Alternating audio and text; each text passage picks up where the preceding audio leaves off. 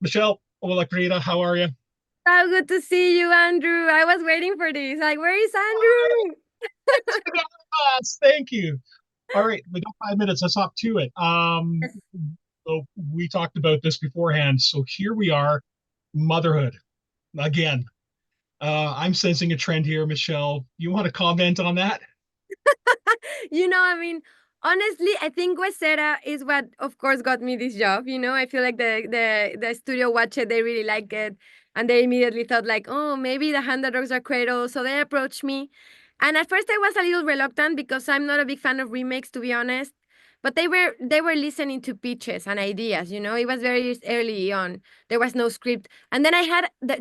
It stayed in my head, like the idea of these characters that were more in the gray areas, and like kind of like challenging the protagonist antagonist concept in thrillers. So then I approached them, and that's how we got the writer Micah Bloomberg, and I was there since the first draft. So it was very organic, and of course there was a lot about motherhood. But this movie, I don't think it's really about motherhood. I feel like it's really more about dealing with trauma, and in like being able to see everything that you're avoiding from your past.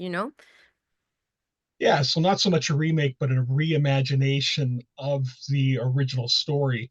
Yes. So where does the screenplay from Amanda Silver and the story from Michael Bloomberg begin? And then how did you set out to finish it? No. Like I like first, like we like I actually, when I first got the project, when I pitched this concept to the studio, we decided to stop watching the original movie, and I really thought that was the best way to honor it, because I knew we had to build a whole thing that would stand on its own. And since then, I had very long conversations with the writer before he started writing.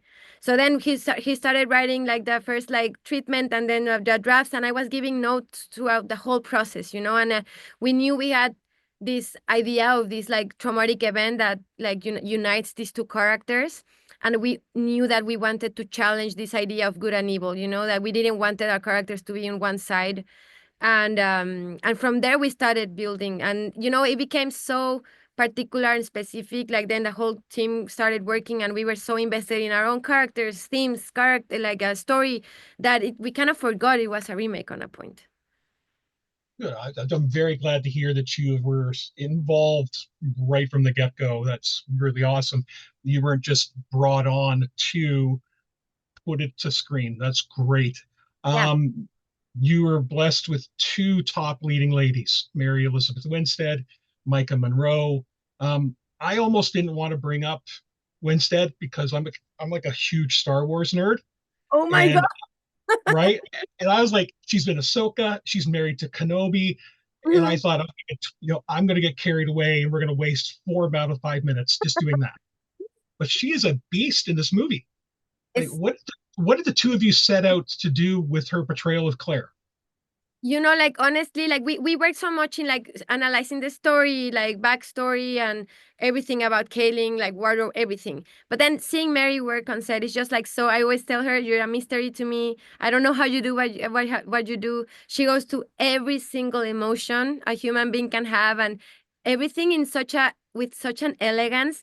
I don't know. She's mesmerizing. Same thing with Micah Monroe. I was so blessed, and I feel like they build their characters in a way that you can see the reflection, and the way they worked gets to a point that is pretty aligned, because that was needed for the specificity of, like the mirroring Yeah, between.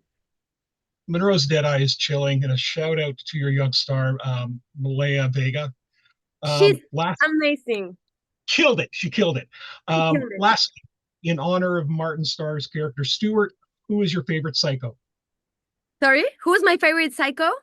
Yes, Oh he my had god, that line. He had that line in the film. You're my favorite Psycho. you're my favorite Psycho. I would say, you know, oh, sorry, I'm gonna sound very snob, but Onibaba. Have you ever watched Onibaba, the horror movie, the Japanese horror movie from the 60s? I'm gonna have to go back to that. Yeah, Okay, you have to watch it. The elder woman. I'm obsessed with that character, and it's one of my favorite movies ever. And it's kind of a psycho. I mean, I feel like it's such a flawed and incredible female character from the 1960s in a horror movie. Which is yeah, like yeah, they've always been there. I just wish we have more and more of those kind. awesome. Okay, I think I'm up. So good to see you. I hope I see you very soon, Andrew. Yeah, let's We'll like I talk. will get you. We'll talk again. Yes, please. Thank you. So lovely to see you again. Ciao. Bye.